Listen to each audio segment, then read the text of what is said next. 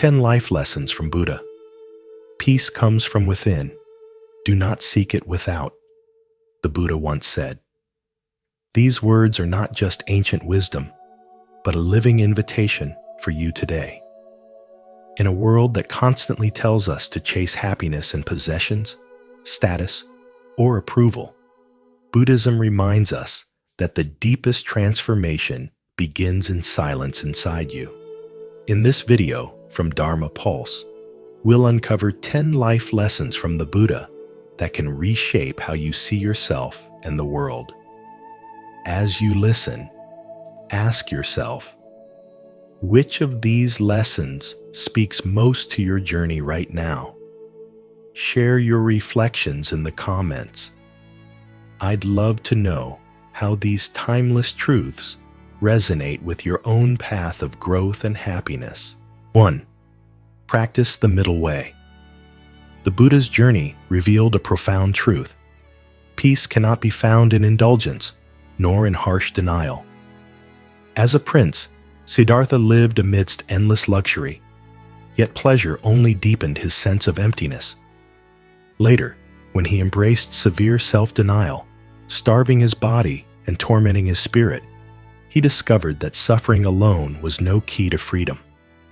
Both extremes were prisons, and from this realization arose the middle way, the path of balance, of just enough, where the soul finds harmony beyond excess and deprivation. The middle way is not compromise nor mediocrity. It is mastery of the art of walking with awareness through life's shifting tides without being swept away. In Buddhism, this path is the foundation of liberation because it breaks the illusion that happiness lies at either end of the spectrum. Mindfulness becomes the living expression of this truth. To eat with awareness, to love without clinging, to succeed without arrogance, and to fail without despair. Modern society thrives on extremes. One side glorifies endless consumption, where identity is measured by possessions, status, and stimulation. The other side idolizes rejection, turning away from relationships, suppressing desires, and shaming the body as impure. Yet neither path leads to wholeness. Overindulgence leaves us restless, hungry for more. Self-denial breeds resentment and hidden cravings. The middle way offers another vision: to engage fully with life without being bound to it, to live in freedom without fleeing the world. Psychology echoes this truth. When desire dominates, the psyche is scattered, driven by a bottomless hunger that cannot be filled. When repression rules, the psyche contracts, and suppressed energy seeks destructive release. True balance channels energy into clarity, where both light and shadow have their place. As Carl Jung once wrote, "There is no light without shadow." The middle way is this integration, where the shadow is not rejected and the light is not idolized, but both are held in a higher harmony. Spiritually, extremes destabilize our vibration. Overindulgence drags energy downward, while denial fragments it. Balance steadies the current, allowing consciousness to rise into higher frequencies.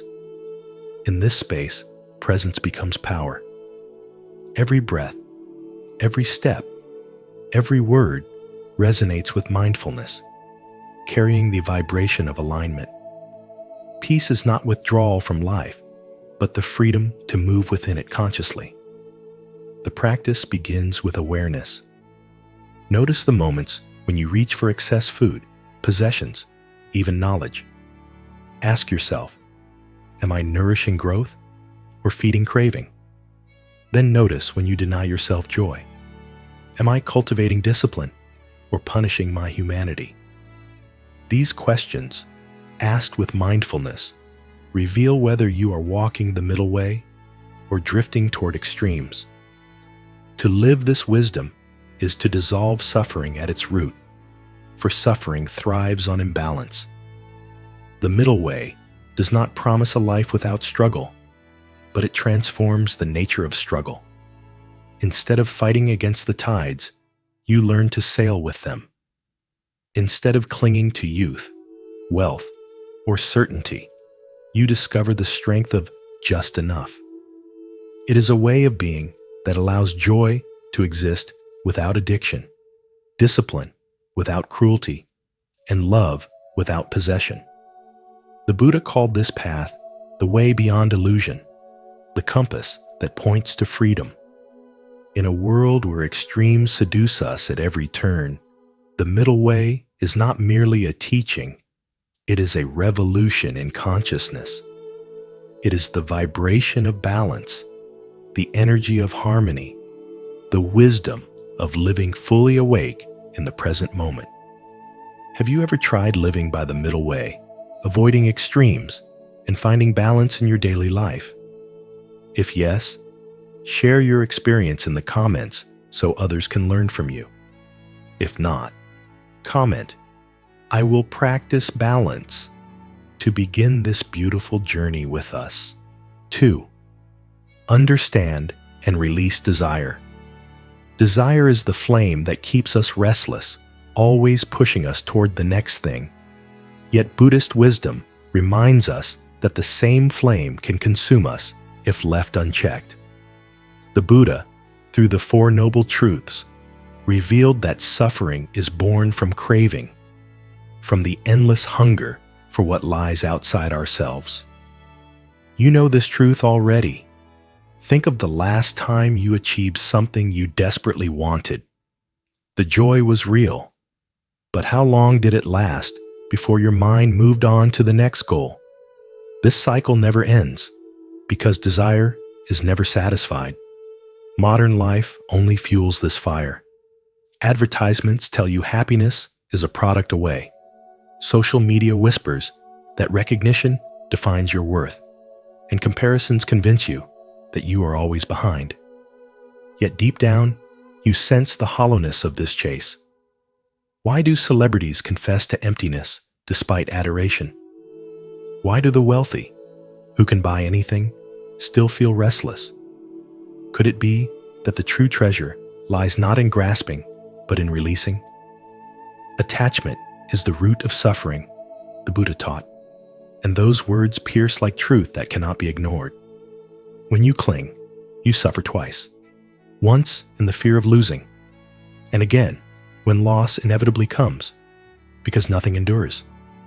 How many of your own sleepless nights have been born from this fear? Fear of losing love, fear of losing success, fear of losing control. What if peace could come not from holding tighter, but from letting go? A young professional once admitted to a monk that despite wealth, status, and admiration, he felt trapped in emptiness. The monk asked only, "When will it be enough?" That question broke him, because for the first time he realized he had no answer. Have you asked yourself the same? Desire thrives in silence, in the spaces where we never stop to question it. Meditation offers the antidote, not escape, but training. When you sit in stillness, cravings rise like waves, yet you learn that you are the ocean, not the tide. You observe them, and they pass, leaving you freer than before. To release desire is not to reject ambition or joy. It is to shift your relationship with them.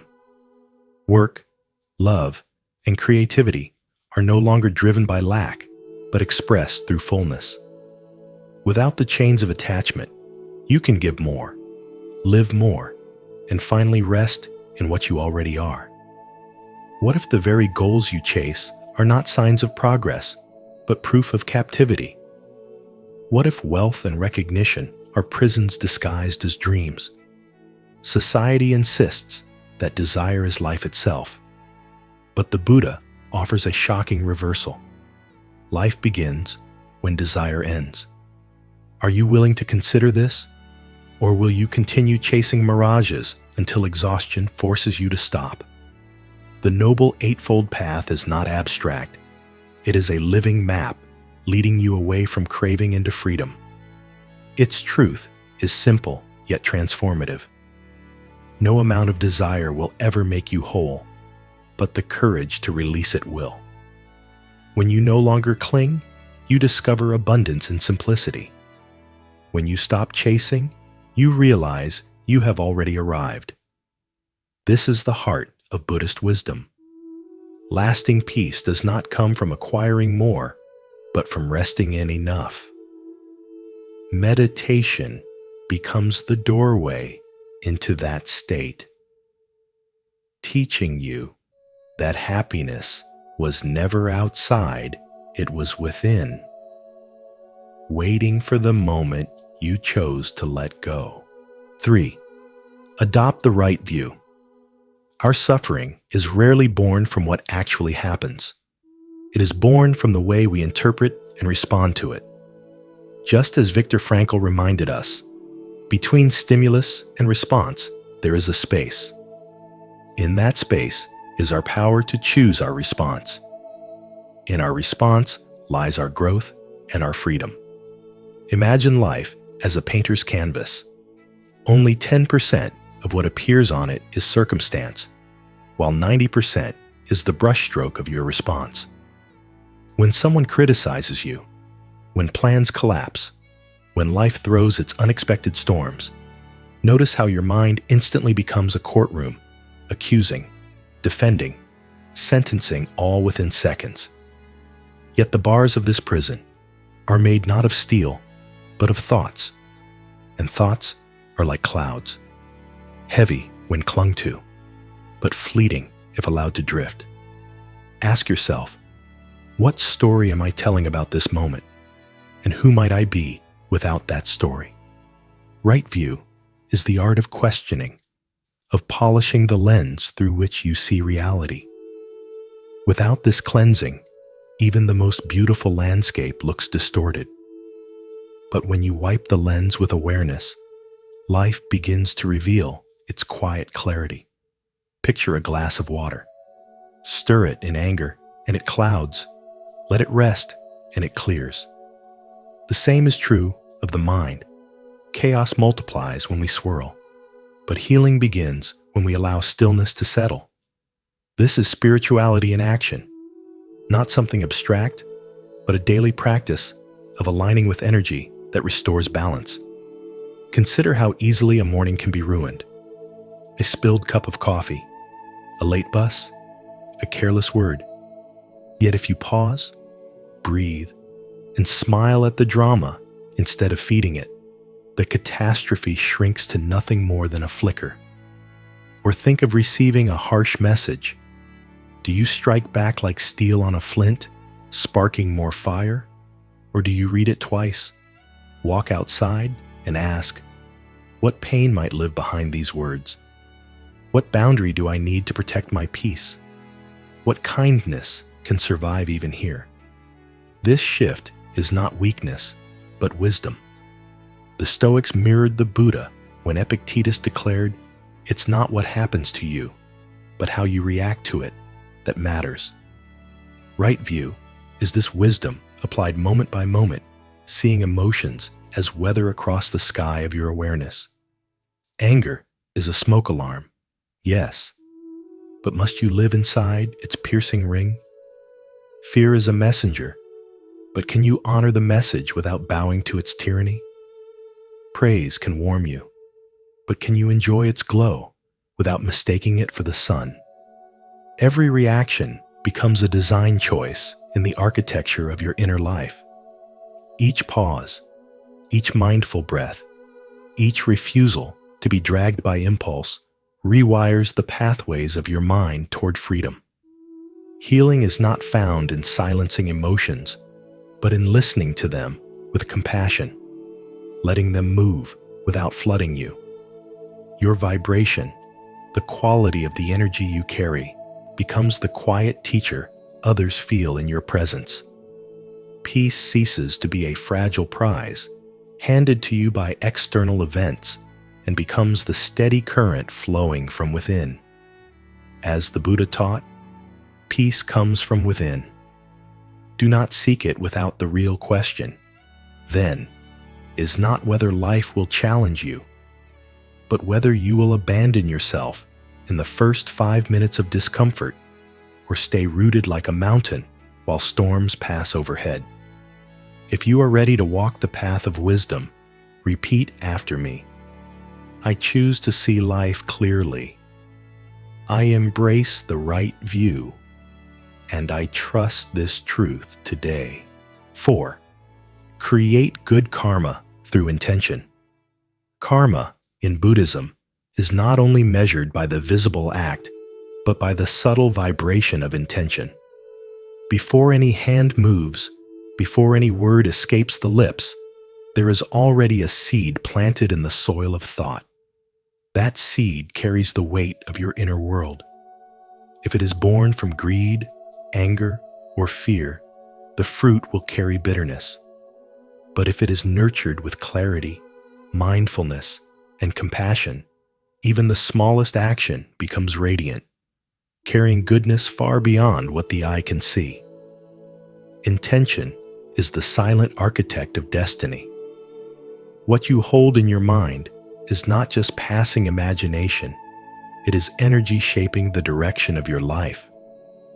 When the heart beats with kindness, when thoughts align with truth, the whole being resonates with harmony, as if moving in step with the great rhythm of the universe. The Buddha reminded us, all that we are is the result of what we have thought. This is not mere poetry. It is a law of energy, where thought precedes reality. Ask yourself deeply, what is the current of energy flowing through me? Do I act to dominate, to possess, to be seen as greater? Or do I act to understand, to uplift, to liberate? In the modern world, with its constant noise and endless striving, it is dangerously easy to forget that intention is the foundation of karma.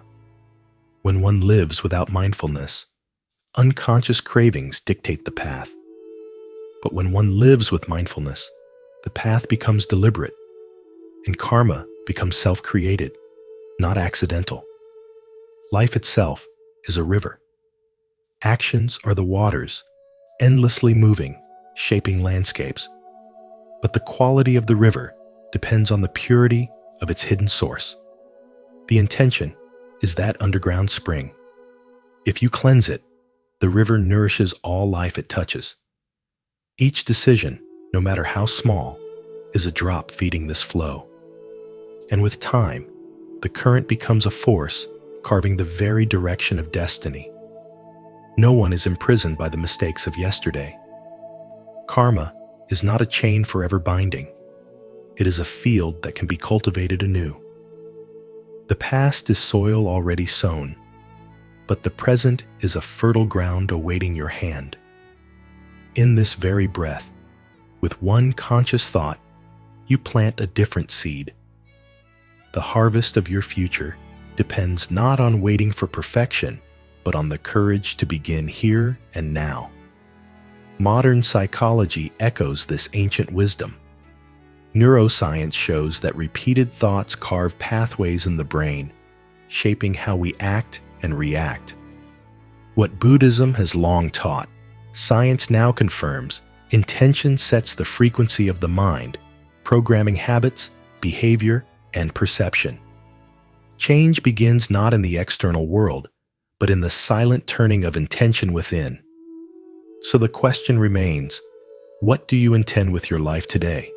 To chase illusions, or to live in harmony with truth? To accumulate power, or to cultivate peace? Each morning, before words form, before actions unfold, return to the stillness of the heart and set an intention. It is the lamp in the dark room that reveals what was always there, unseen until the light was born. Good karma does not require heroic deeds. It is born quietly, in the decision to act with compassion, to see with clarity, to walk with mindfulness. Words and actions then become natural extensions of that awakened energy. Intention is not merely the beginning of karma, it is its very essence, the unseen force shaping all that follows. 5. Live as if today is your last. Life is impermanent, and the illusion of tomorrow is one of the greatest traps the mind creates. We keep telling ourselves that there will be more time to love more deeply, to forgive more freely, to pursue the dreams we hide in the back of our hearts. Yet Buddhist wisdom reminds us that waiting is the slowest form of self-betrayal. Every postponed action, every delayed word of love is a moment lost forever. Meditation teaches us that the only place life truly exists is in the present moment. To eat with awareness, to speak with presence, to breathe with mindfulness is to live as if today is your last. There is a story of a young man who had mapped out his entire future marriage, success, and adventures he promised himself he would take someday. But an accident ended his life at 25, and his diary was filled with never-ending plans. His story pierces through the comfortable illusion that we all live under, the belief that we are guaranteed another day. Death is not cruel. It is simply the most honest teacher. It whispers, "Wake up, live fully, for time will not wait." Buddhist wisdom does not tell us to fear death, but to let the awareness of it sharpen our ability to live now. When you practice meditation, even drinking tea becomes a sacred act, and every word you speak becomes a seed you leave behind. So ask yourself, what dreams are you postponing? Who do you need to forgive before the chance slips away? What words of love have you swallowed because you assumed there would be another day to speak them? If this were the final sunrise you would ever see, would you notice its colors with greater reverence? If this were your last conversation, would you choose silence, or would you let your heart speak openly, without hesitation? The Buddha's teaching strikes like a bell. The past has vanished, the future is uncertain, and only the present breath is real. To live as if today is your last does not mean living recklessly, but consciously infusing every action with meaning, honoring every moment as unrepeatable. The lesson is simple. Stop postponing your life. Let meditation anchor you in the now. Let Buddhist wisdom remind you that every breath is a gift, and let your presence be so complete that when the final moment arrives, you leave not with regret, but with peace, knowing that you truly lived. Leave your likes and subscribe to our channel. And don't forget to activate the notification bell so you never miss teachings that bring wisdom and peace into your life. Type in the comments, "I choose to live fully today," if you are ready to embrace life as if every moment is your last. 6. Value small habits. Change is not a sudden explosion, but a quiet unfolding, like a river wearing down stone through countless gentle touches. And in this truth lies the essence of Buddha's teaching. Transformation is born from the smallest choices we repeat each day. Picture your life as a jar, slowly filling with drops of water. Each thought, each word, each action becomes a drop. And though one may seem meaningless, together they define the quality of your existence. When you practice patience instead of anger, gratitude instead of complaint, or compassion instead of judgment, you pour clear water into your jar, nourishing clarity and peace. Yet when you allow envy, bitterness, or neglect to guide you, the water grows dark and heavy, and suffering follows. Aristotle once said, "We are what we repeatedly do." Excellence, then, is not an act, but a habit, reminding us that our destiny is not sculpted by rare heroic moments, but by the rhythm of our everyday patterns. Society may seduce you with the idea of sudden breakthroughs, of instant success and dramatic change. But is that not like expecting a single storm to fill the ocean?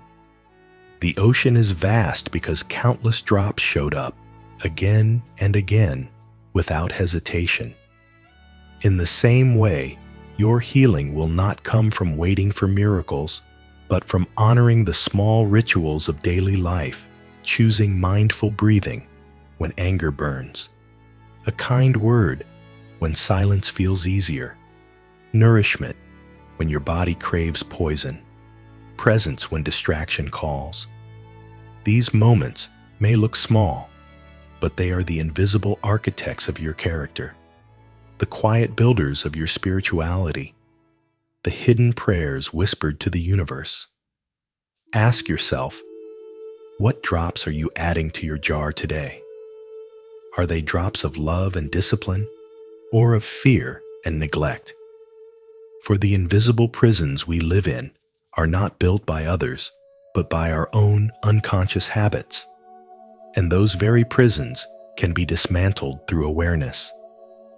Every pause before reacting, every act of gratitude, every breath taken with intention sharpens the sword of your inner freedom. Small habits, repeated with care, are not small at all. They are the steps that carve the path of healing, the rhythm of energy flowing freely through your life, the sacred proof that transformation is already here, hidden in the ordinary. As Lao Tzu said, the journey of 1,000 miles begins with a single step, and when that step is repeated with mindfulness, it becomes the pulse of liberation. 7. Speak less, listen more. Silence is not emptiness, but a presence deeper than words, a current of wisdom flowing beneath the surface of sound. To speak less and listen more is to step into the heart of Buddhism, where mindfulness becomes both shield and compass. Every unnecessary word scatters energy, lowering vibration, while silence gathers it back into the center of being, like a river returning to its source. The one who speaks less does not lack power. Instead, they wield a subtler strength, the strength of restraint, humility, and clarity. Words are like arrows. Once released, they cannot return. Many pierce without meaning, leaving wounds that silence could have healed. The Buddha taught that better than 1,000 hollow words is one word that brings peace. To speak with mindfulness is to ensure that every sound you offer to the world vibrates with purpose. Listening is not weakness, it is expansion. To listen is to allow the truth of another soul to enter, to hear not just the voice, but the vibration beneath it. True listening is an act of compassion, a dissolving of the ego that always wants to respond, to argue, to dominate. In silence, the ego loses ground, and humility takes root. The more you listen, the more you understand that wisdom is infinite, that your own knowing is but a drop in the ocean of truth. Modern life thrives on noise, social media, endless debates, news cycles that never rest. Yet the more voices rise, the less clarity remains. In this flood of sound, silence becomes an act of rebellion, a return to essence. To step back from the noise is to preserve your energy, to vibrate on a higher frequency where you are no longer tossed by gossip, premature judgment, or the need to prove yourself. Psychology reminds us that the ego hungers to be heard, while the soul seeks to understand. To choose silence is to starve the ego and feed the soul. In listening, you practice surrender. In silence, you practice freedom. Both are doors that open into wisdom. Every dialogue, when grounded in humility, becomes more than an exchange of words. It becomes an exchange of energy. Real dialogue leaves both souls richer while shallow conversation only drains. So let silence be your teacher and listen to your daily practice. In every pause lies the possibility of awakening, and in every act of true listening lies the seed of transformation. Speak less, listen more, and you will discover that wisdom has always been waiting in the spaces between words. Now, close your eyes, take a deep breath, and let silence guide you. Calm your mind, open your heart, and repeat with me. I choose to listen more deeply and speak with wisdom. 8. Choose compassion over conflict. Hatred cannot end hatred. Only love and nonviolence can. And this truth is not meant to comfort you, but to confront you with the reality that every time you choose anger, you are feeding the very fire that burns you. Buddhist wisdom teaches that true strength is not in striking back, but in holding still, breathing deeply, and allowing compassion to rise even when every part of you trembles with rage. Through meditation, you begin to see that anger is not an enemy outside of you, but a flame inside. And the moment you decide not to fuel it, you begin to free yourself. Think about when you are insulted at work or betrayed by a close friend. Your first impulse may be to defend yourself, to lash out, to retaliate. But ask yourself, does your reaction make you powerful? Or does it only reveal how easily you can be controlled by another person's words? Gandhi, echoing Buddha's teaching, said, "An eye for an eye leaves the whole world blind." If you look closely, you will see how much of our collective suffering is born from this blindness, each person insisting on wounding the other until nothing remains but ashes. Choosing compassion does not mean being passive or allowing yourself to be mistreated. It means responding with clarity instead of reacting from pain. It means refusing to let someone else's darkness dictate your vibration. A young woman in New York, after being harassed online, decided to respond with kindness rather than hate. She asked her attackers why they carried so much anger. Many broke down, some even apologized, and what began as cruelty turned into a moment of awakening. Her story proves what Buddhist wisdom has long revealed. Hatred often has little to do with you and everything to do with the storms within another's heart. And when you meet that storm with calmness, you do not excuse it, you disarm it. So, ask yourself, what is harder, to shout in anger or to remain silent in dignity? What is more powerful, to conquer another or to master yourself? Through meditation, you begin to realize that every insult is a test, every wound an invitation, and every conflict an opportunity to rise above the cycle. Do not suppress your anger, for it festers. Do not escalate violence, for it poisons. Instead, transform it into compassion, because compassion is not passive, it is active, disciplined, and fierce. Even in the smallest daily moments, when you choose patience in traffic, when you smile at someone who ignores you, when you breathe deeply instead of lashing out, you are training your heart to resist the cycle of hate. In this practice, you discover that peace is not weakness, but the greatest strength. And when hatred stops with you, the world itself begins to heal. 9. Prioritize quality friendships. True friendship is not measured by the number of people who surround you, but by the quality of souls who walk beside you with sincerity, lifting you higher when life pulls you down.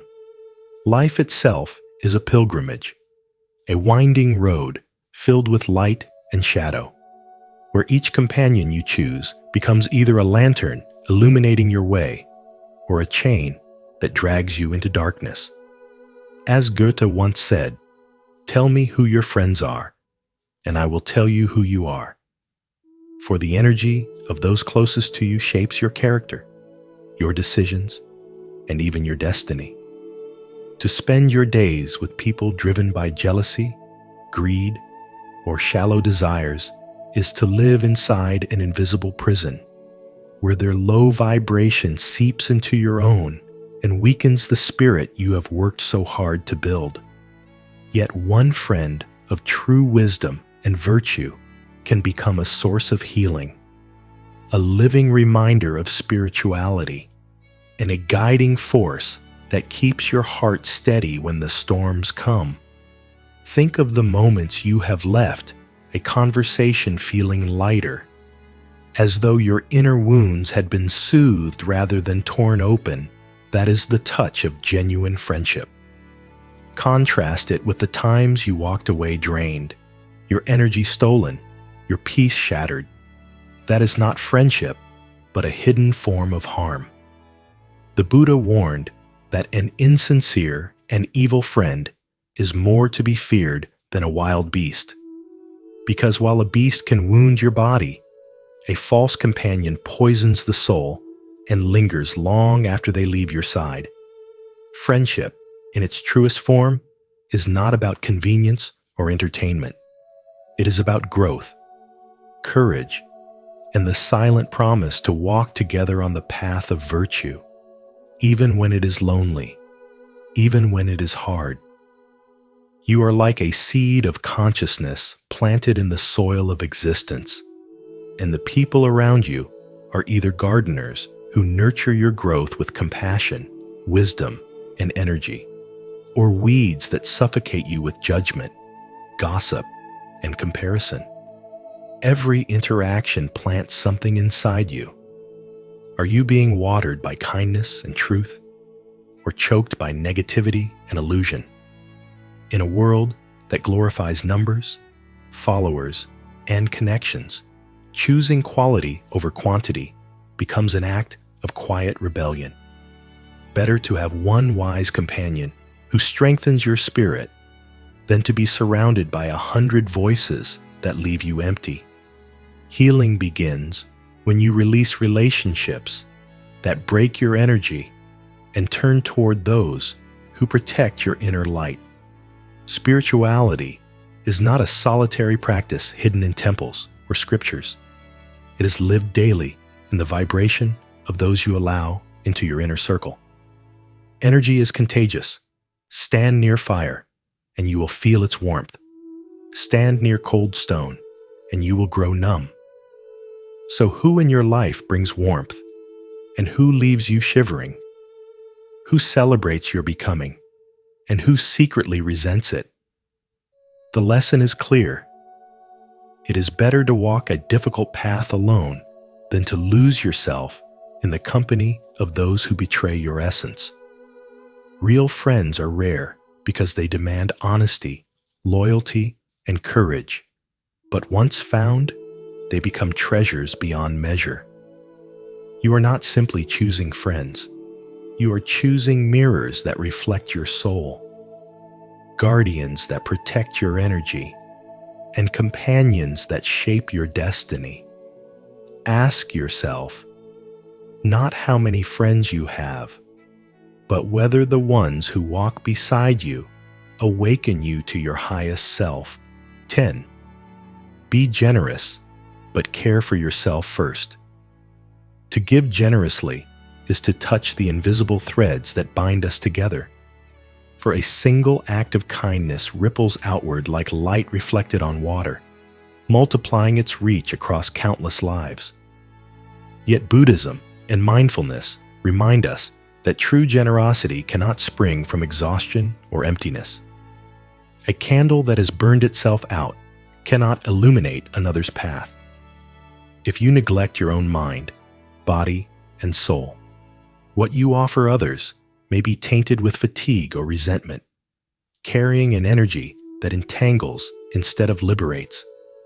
Genuine compassion begins within, for only when you nourish yourself can you radiate a giving that flows naturally, without calculation, without depletion, like a river that overflows because it is already full.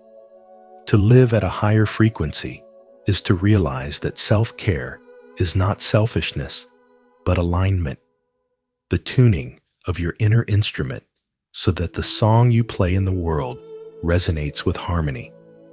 The Buddha's middle way whispers this timeless wisdom. Extremes of indulgence or self-denial lead only to suffering, but balance sustains both the self and the world. In the silence of meditation, in the discipline of rest, in the nourishment of both thought and body, you are filling your vessel so that when you pour into others, the water is clear, abundant, and unending. What use is a gift if it is given with bitterness? What use is service if it drains the very life force meant to sustain it? Science echoes what the sages taught. A mind consumed by stress cannot sustain empathy. A heart weighed down by fatigue cannot offer true connection. Energy follows attention, and when your attention is scattered in survival, you have little left to uplift another. But when your inner temple is cared for, your energy vibrates in frequencies of joy, resilience, and calm. And this resonance itself becomes medicine for those around you. As the Buddha said, thousands of candles can be lit from a single candle, and the life of the candle will not be shortened. You are that candle. Your flame is sacred. Protect it, nurture it, let it grow steady and bright, and then allow its light to travel freely across the darkness of the world. So be generous, but begin with yourself. Care for your body as if it were the foundation of a temple. Honor your mind as the sacred field where seeds of wisdom grow, and tend to your soul as one tends to a hidden garden, ensuring that it is watered, nourished, and alive. Then when you give from fullness, not from fragments.